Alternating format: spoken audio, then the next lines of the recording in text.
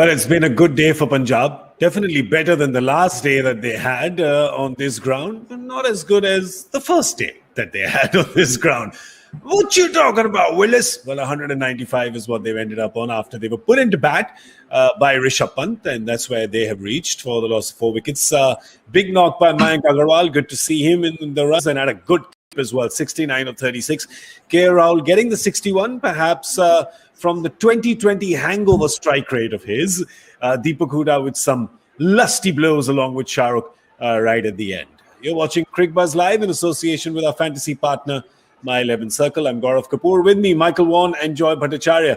Well, Joy, they'll take that. They'll take 195, but just with the possibility of Dew being there, they would have wanted just a little more, considering 221 almost got chased down.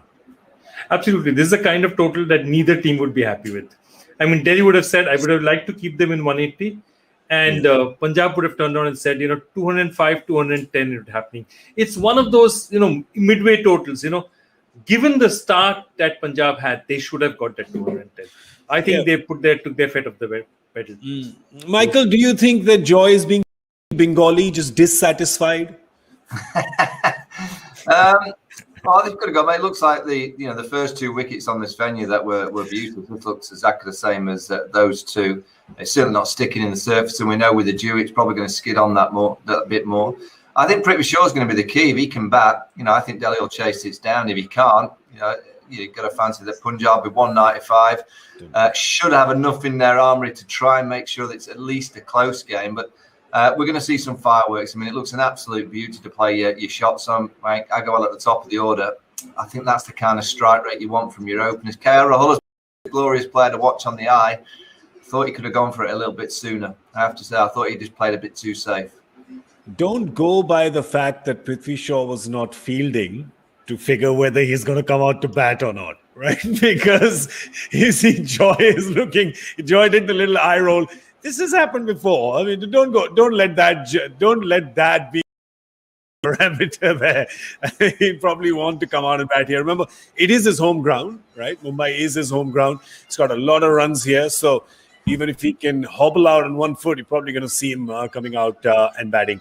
10 and over is what they need. Let's have a look at how the bowlers went for Delhi. And Michael, Joy and I spoke about it in the comm box halfway down. Just a little bemused by the bowling lineup, sort of to speak, that they were speaking about, that the Delhi team was doing. Were you as well? Some of their bowling changes with Rabada, coming on late, Avesh coming on late. Yeah, I mean, it looks to me like they've looked at Rabada's figures the last year or so in the IPL, and he gets a lot of wickets at the back end.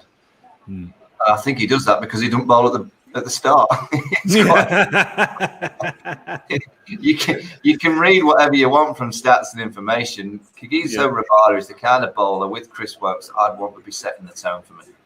Yeah, they're that good. You know that they're going to hit a length. You know they're going to hit that pitch hard. They're going to get any kind of movement if there is some for you. So Rabada Woakes, I'd be using them as a real striking, duel as a combination. And Merriweather came in, he looked nervous. His first 2 overs were poor, and then he bowled a really good third over. He got the wicket, bowled those wide jobs, and bowled it nicely. I just think in terms of the ground, we can look at all the tactics. I think it's a good pitch. I think there's times when you look at the field and go, oh, you should have. But you also know that you probably need 12 or 13 fielders when you're at the Wankhede. It's such a good pitch, and it's always very difficult to defend. You probably need a few fielders in the stands as well, because since you've got no spectators there, might as well put a few, right? I mean, if you can do it, you do it. But the good thing for Punjab, though, is let's talk about the good and the bad, right? I mean, the good thing is that they're getting plenty of firepower, right? I mean, you got Gail Pura and you got Deepak Hooda in this kind of form. Shahrukh is showing that he can hit the long ball as well. But given that, Joy, and given what Mayank Agarwal did for them, this 190, it's looking decent because of what happened in the last over, right? It was a healthy last over. But otherwise, still the beginning of the last over, you were like, I don't know, man. I'm not too sure. They've kind of missed a trick somewhere here. Yeah, I think Delhi bowled much better towards the last 10, and they had a much tighter reign over things. And neither Puran nor Gale got going. They both sort of flattered to deceive. So what that meant was Actually, this is looking decent because Shahrukh Khan went and got 15 in 5 balls. And Hooda also got 21 out of 13 odd balls. So they are the guys who actually powered it, not their, really hard-hitting international combo. And see, Gale is at that stage in his career where whichever time he comes in, even if he comes in the 15th over, he needs to feel 3 or 4, 5 balls. He can't go straight off. So which means that if he's going to come in that late, he's going to hit those balls. And then if he doesn't deliver for you, then you've got yourself a problem, which is what happened today. Yeah, is there... I know, again, we've been saying a few outlandish things today, so, why stop now? Michael, is there a case for saying that, all right, if we can send Chris Gayle in early, right, and he can still exploit a little bit of the power play, but when you've got, this, reputation is great and form is great and respect to the universe boss, etc. Deepak Hooda's he's hitting the ball really well. You've got a great platform which your openers have given you, a fantastic stand. Is there a chance perhaps to push someone ahead of Chris Gayle and saying, yeah, come on, Hooda, just go give us a 10-ball 25? Yeah, I think most teams you can argue about the batting order, particularly when you get a good start.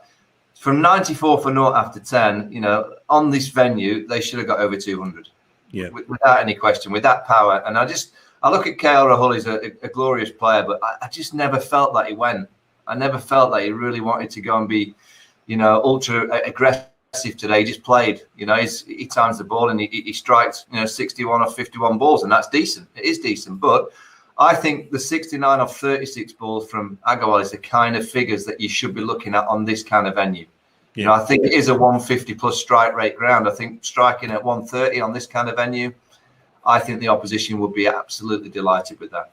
Again, Joy, is KL Rahul having the same mental block that he did in 2020, saying, I've not got a super long batting lineup that most other teams have. Delhi's got a Centurion coming in at number 8, right? So I don't have that. So I've just got to make sure that I hold this one end up and allow all my big hitters on the other side to play with freedom.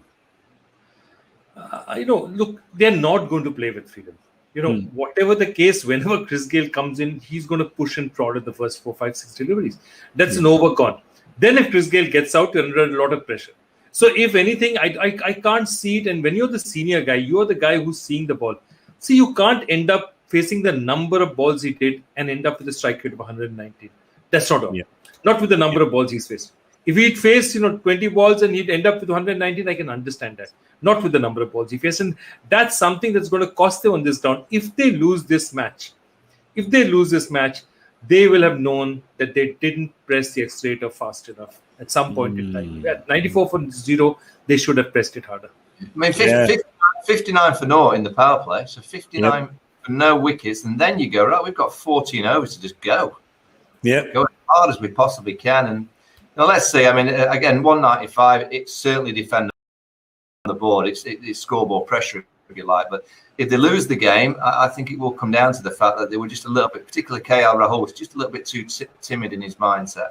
Let's have a look at the Delhi batting lineup and see they've got the firepower to chase this total, on a very batting-friendly wicket here in Mumbai. Small ground, quick outfield, really, really juicy surface for the batsmen. Shikhar Dhawan, Prithvi Shaw, Steve Smith, Rishabh Pant, Marcus Stoinis, Lalit Yadav, Chris Folks, Ravi Chandran Ashwin coming in at 8. I told you, Test Centurion coming in at 8, right? So you're looking this batting lineup, and the good thing about this batting lineup is, Joy, what a great mix.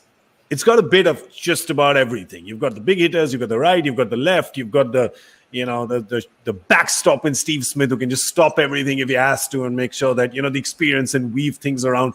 There's a bit of everything and a lot of everything. Yeah, this top 6 is as good as anyone, and Vokes at number 7 is a very competent batsman. Also allowed for the fact that, remember, these guys don't have too many options. If you look at the other side, the bowling attack, they don't have too many options. Take away their 5 designated bowlers, and maybe Hooda can bowl a little bit of off spin for you. That's it. So if Rishabh Pant comes in, there's a left-hander there, let me bowl a couple of overs at him.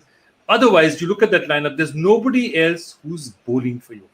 And that's something that's going to be a bit of a problem with them. So that if one bowler gets really badly collared, see, one of the reasons why today was a very successful game, why Bangalore is doing well today and is doing well, is that they could afford to not bowl Shahbaz Ahmed at all. Yeah. Why? Because there were left-handers on. And they said there's left-hander after left-hander, and then it doesn't make sense because by that time it's the 15th over. Bowling a left-arm spin in the 15th doesn't make sense for the first over. He's too slow. And they didn't bowl him at all. They could afford to do that because they had those options to play around with. What does Punjab do if a bowler gets collared? That's one of the things that they look at. And that's exactly what the Delhi guys will be telling their team. You go and hammer a bowler, they won't know what to do. They won't know how to mix it around.